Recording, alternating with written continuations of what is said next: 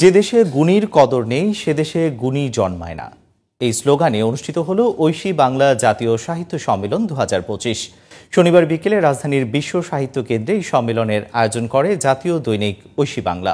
ভাষার মাস ফেব্রুয়ারিকে সামনে রেখে অনুষ্ঠিত এই সম্মেলন লেখক, সাহিত্যিক, কবি, শিল্পী ও বুদ্ধিজীবীদের উপস্থিতিতে এক মিলন মেলায় পরিণত হয়।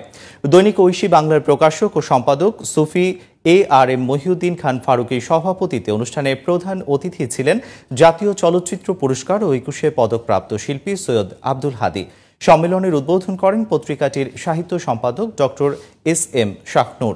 এতে বক্তৃতা করেন অল ব্রডকাস্টার্স কমিউনিটির সভাপতি চৌধুরী দৌলত মোহাম্মদ জাফরি ও নিজের বলার মতো একটি গল্প ফাউন্ডেশনের প্রতিষ্ঠাতা ইকবাল বাহার জাহিদ সহ অন্যরা।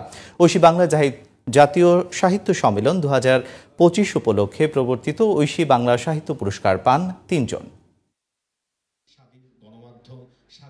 আপনাদের দোয়ায় 18 লক্ষ ছেলেমেয়ে সমাজের ঘুমে